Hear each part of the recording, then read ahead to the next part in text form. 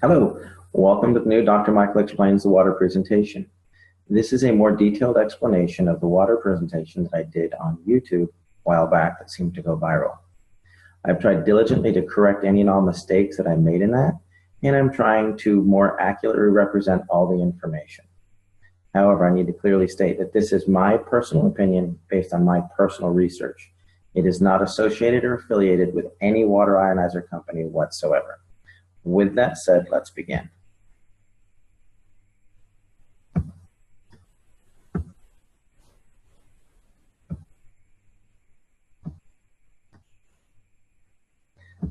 There we go. Excellent. I named this presentation The Magic of Skywater because of what it did for my daughter. Many of you have asked what happened.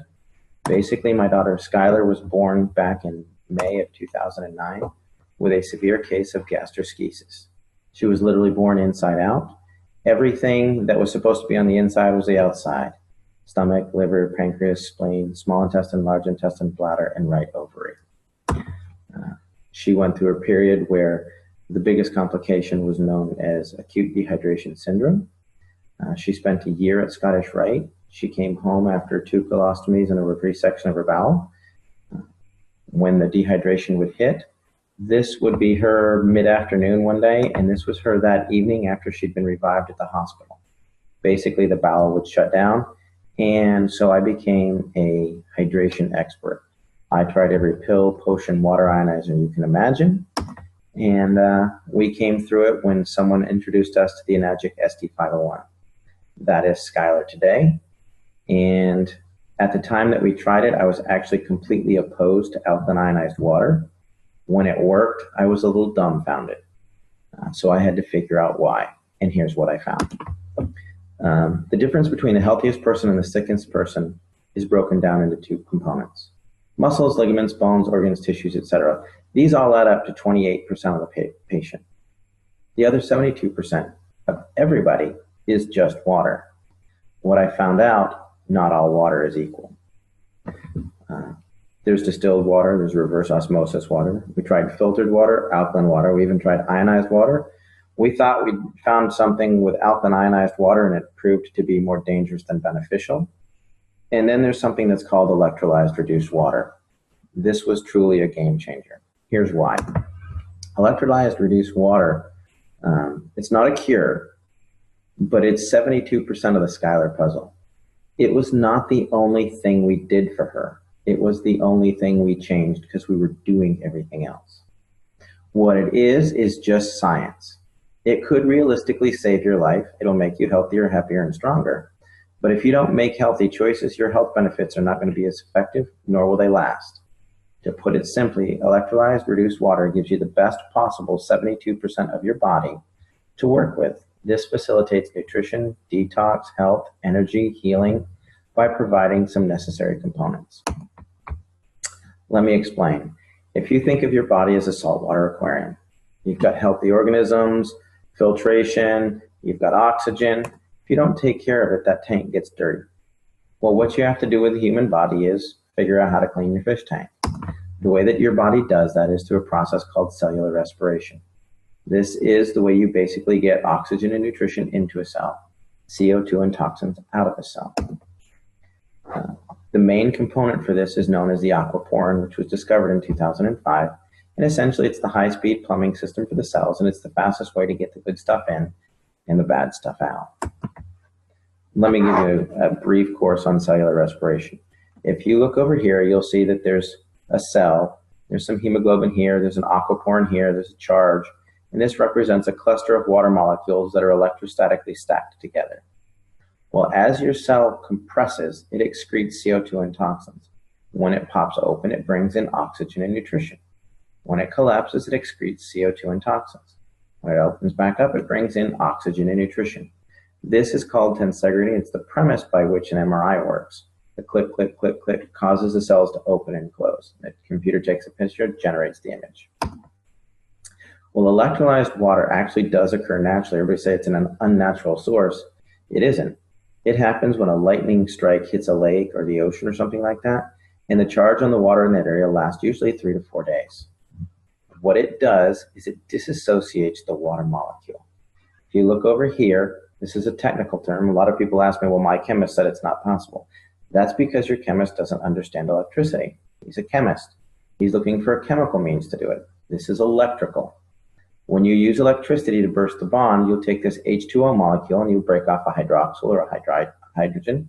Sometimes you break them both off. What that does is it releases molecular hydrogen, active oxygen, hydroxyl ions, which are a free radical scavenger, in a water that's literally restructured for rapid absorption, thus maximizing nutrition and detoxification.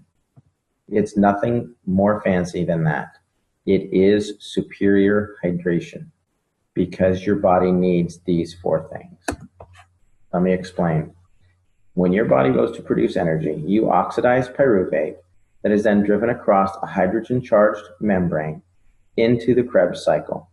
In the presence of free electrons, you'll produce 32 to 34 ATPs. Then you need hydroxyls to scavenge out all the garbage. That's it. Works on a cellular level. Another thing that's different between electrically changed water and chemically changed water is electrically reduced water is not affected by stomach acid. The pH is a byproduct. When people say, oh, you need pH water, no, they don't. They need water with molecular hydrogen, active oxygen, and hydroxyl anions. Alkaline water is just water with more minerals. It is affected by the chemistry of the stomach. Electrolyzed reduced water is not. Another factor is it's self-limiting. The charge on the water only lasts for 3 or 4 days. Therefore, it's not going to build up in your system. If you have chemically altered water, it will build up in your system. It will affect blood pH because the calcium, magnesium, potassium get stuck there. Currently, I have not found any negative research on PubMed in regards to electrolyzed reduced water. That doesn't mean there isn't any. It means that I couldn't find any. So how does this work? Well, basically they took a lightning strike, put it in some medical grade titanium plates that were dipped in platinum and put it into a machine that's about the size of a coffee pot. And what it does is it takes this big clump of water molecules and zaps it. When it zaps it, it breaks it into smaller groups because it has an electrostatic charge, giving you some free electrons, the molecular hydrogen, active oxygen, and all that. The more charge you hit it with, the more it breaks it down. Here you've got 5 groups of 5 or 6 groups of 4. You could have 2 groups of 12. It just depends on the level of ionization. It's a rather simple process. If you think about this cluster of grapes, if I wanted to put all of these grapes into this bottle, I would rip each piece off and dump it in there. If I tried to cram the whole thing in there, there would be grapes that were rolling around the floor and missed the thing and all that. We want to get in as much as possible. These are not chemically bound molecules of water. If you chemically bind them, they're no longer water. They're not one giant molecule of water. It's a cluster of water molecules that are stacked together because they have a low electrostatic charge, a lot like Rouleau factor in the blood. Another way to look at it is when my son was rolling around on the carpet, his hair got a high static charge. He's actually holding onto a necklace that's not causing his hair to stand up. But what happens is the hair dispersed. It got its own little static charge and it caused it to stand up and spread out instead of laying down clustered together. When you ionize water, you're causing the water molecules to disperse. That's all you're doing. If you want to research this phenomenon like I did, don't use Google. It is my personal favorite search engine, but it's also the one that's most manipulated and hard to reference accurately. Besides, you can support anything with a quick Google search. The world was supposed to end several times. Just check Google. Instead, we're looking at something more scientific and how it affects the body. Do clinical research on PubMed, and you'll find that if you look up electrolyzed reduced water or hyphenate electrolyzed reduced water, molecular hydrogen, active oxygen, hydroxyl anions, free radical scavengers, you're going to find what I have found, that there's a lot of research to support this type of water. You're also going to find that if you look at pure alkaline ionized water, there's a lot of dangers that are associated with the remineralization component, which we'll get into in a moment. Molecular hydrogen is easily the primary benefit of electrolyzed reduced water. It literally charges the cell membrane of every single cell in the body, increasing its electrochemical potential. That means makes it healthier, able to get good stuff in and bad stuff out. It's also a critical component for the nervous system.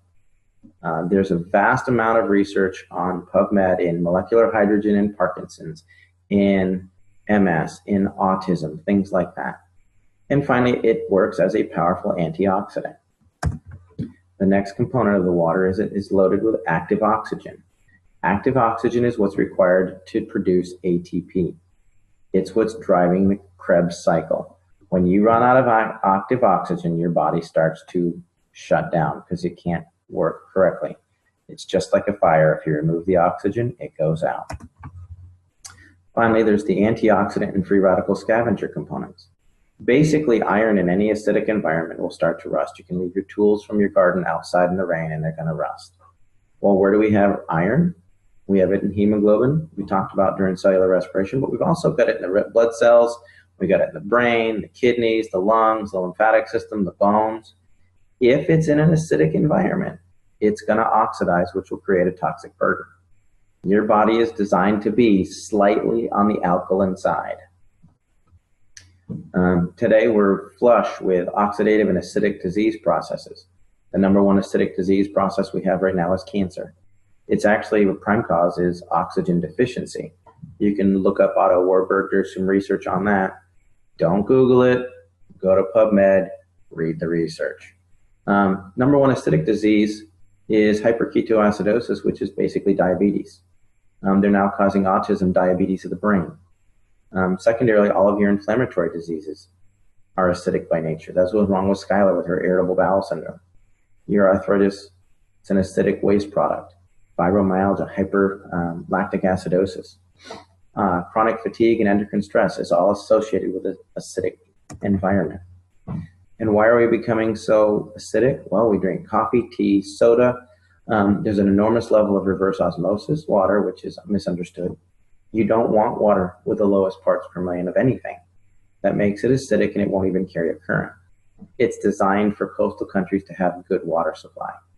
If you do some clinical research on this, you're going to see that it's associated with MS, MD, and Alzheimer's. Most any of your bottled waters, all your big 24 packs, those are most likely reverse osmosis water that's had minerals added to it, which is dangerous in its own sense. You don't get your minerals that way. Here's a couple of guidelines for hydration. If you're a regular healthy person, you want to drink about 50% of your body weight in good water every day. If you have acute health issues, this could be dehydration from working out in the yard, excessive level of sports, you could have the flu. You may want to drink nearly 75% of your body weight in ounces. However, if you have a chronic health issue, cancer, diabetes, something like that, you may need to drink up to 100% of your body weight in ounces. However, you got to be careful because your physician can specifically reduce your water intake for congestive heart failure, kidney disease, things like that. So why do I say that sodas and pH are important? Well, if you look at this scale over here on the left, it's red. That means it's going to make you rust. Over here, the blue will make you beautiful. This is what a typical capful of soda can do to the body. This is a 32-ounce bottle of pitcher of 9.5 water. You can see the pretty blue color. It's loaded with hydrogen, oxygen, etc., etc. This is about a tablespoon of Sprite. It's high on the acid content. So what I did is I poured this water into this cup and ended up with a cup full of acid. It didn't dilute it at all. I then took this cup and poured it into 32 ounces. Now, mind you, this is a tablespoon of Sprite, and it destroyed 32 ounces or 2 pounds of water. Makes you think differently about going to McDonald's and supersizing it. You're literally acidifying your system. Yes, lemon juice in your water will do this as well.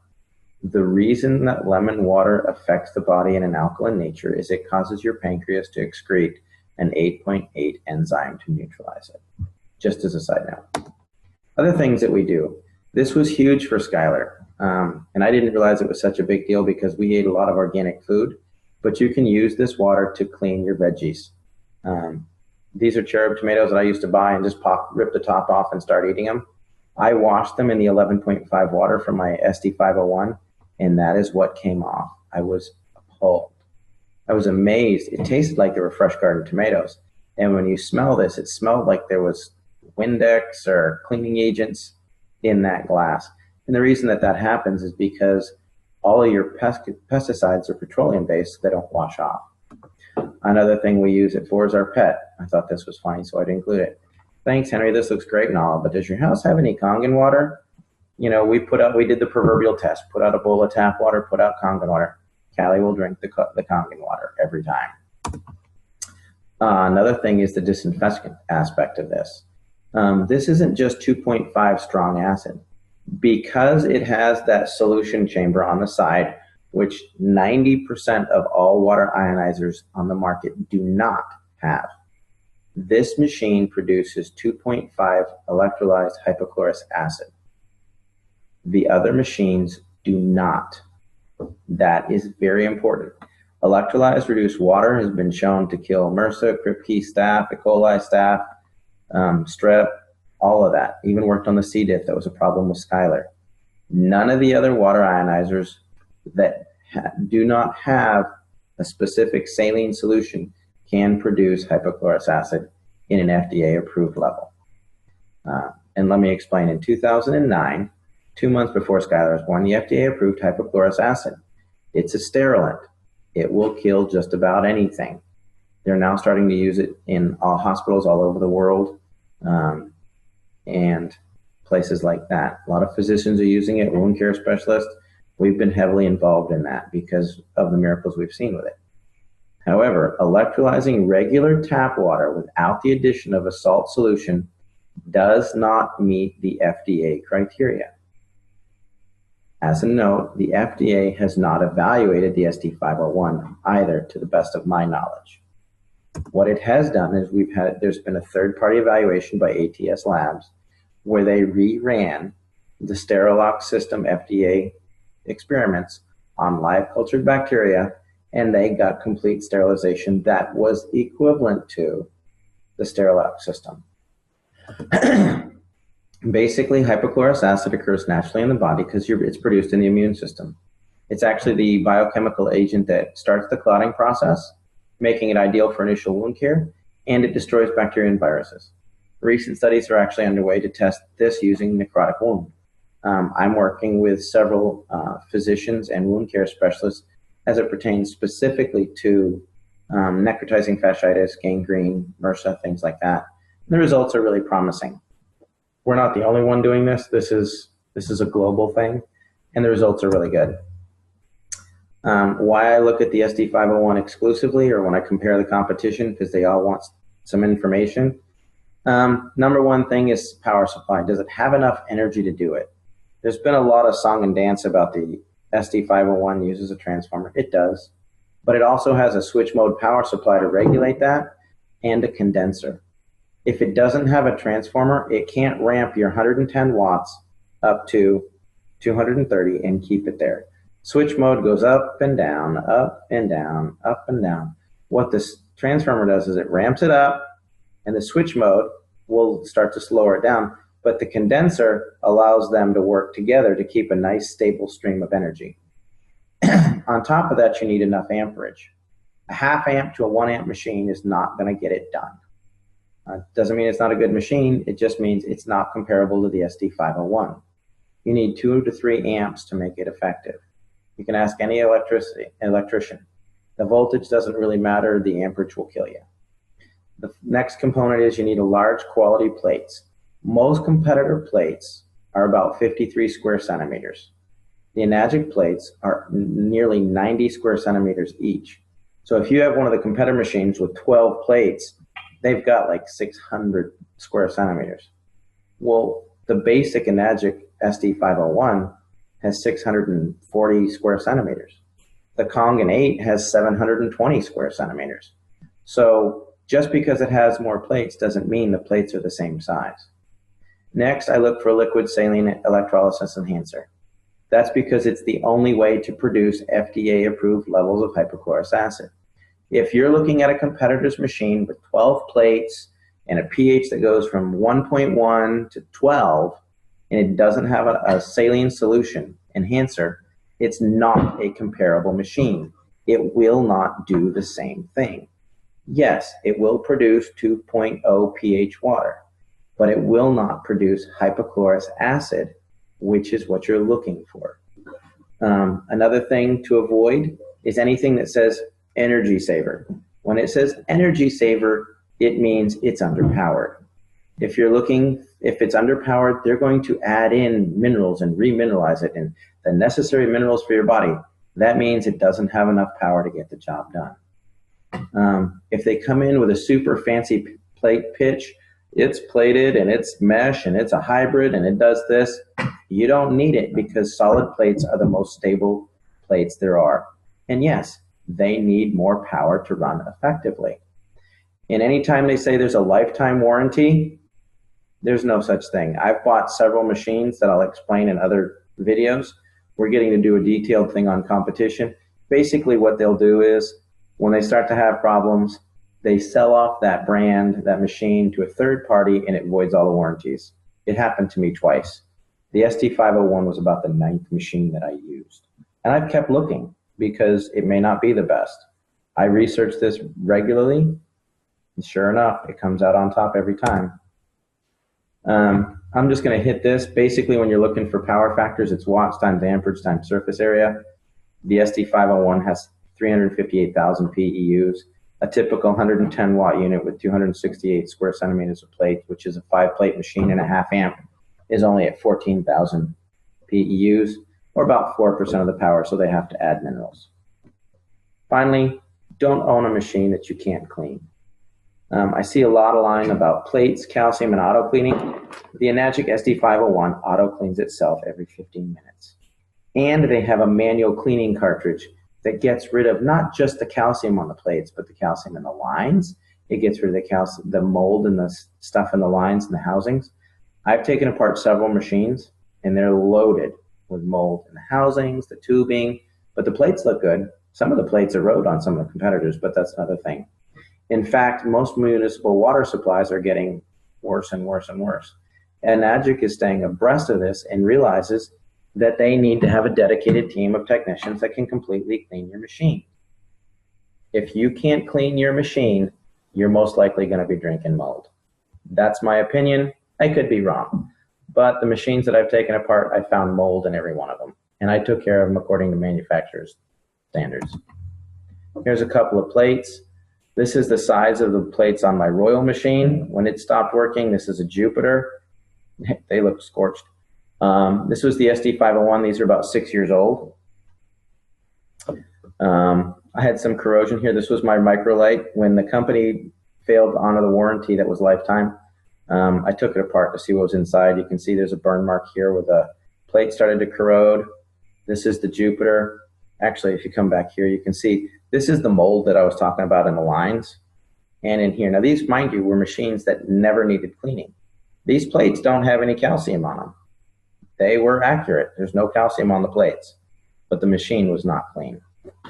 There's a reason why everybody compares themselves to the SD501. Basically, it is the industry standard.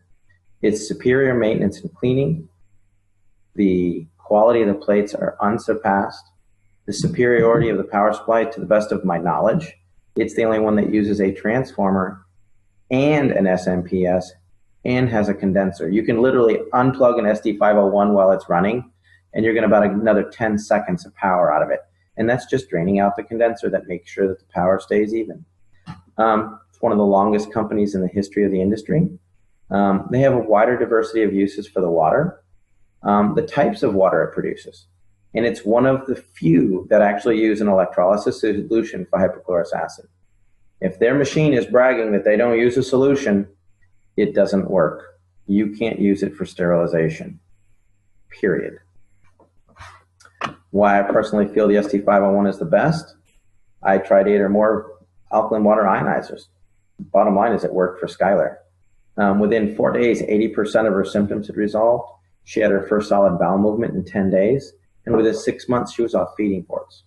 Was it the water? Yeah, because it was the only thing left to try. Did it cure her? No. We were doing a lot of things. Enzymes, probiotics. She was doing her medications. She was doing protein powders, MCT oils, medium chain triglyceride. She was doing all that. But the water was allowing it to get into the cell and the bad stuff to get out. The short answer is it produces 7 types of highly bioavailable water. It is already endorsed by thousands of hospitals and used thousands of doctors and used in hospitals all over the world. The drinking water it creates has high levels of hydrogen, oxygen, and antioxidants.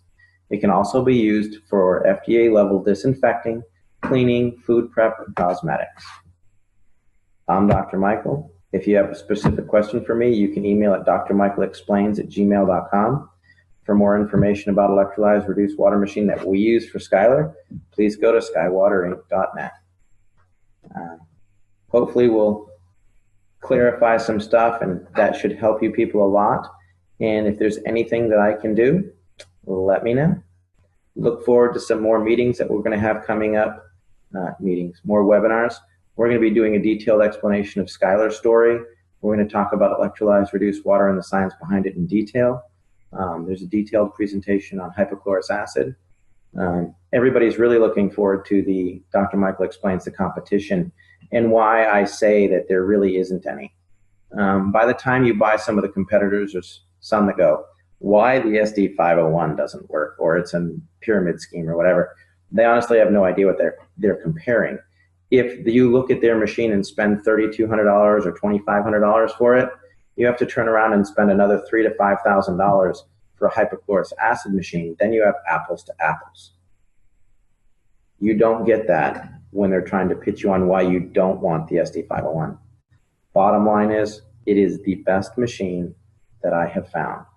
The only thing that I think may rival that is the Kangen 8, which has 8 plates. I've used it. It's phenomenal. We recommend it a lot. I look forward to having you getting some feedback on this. Have a great day.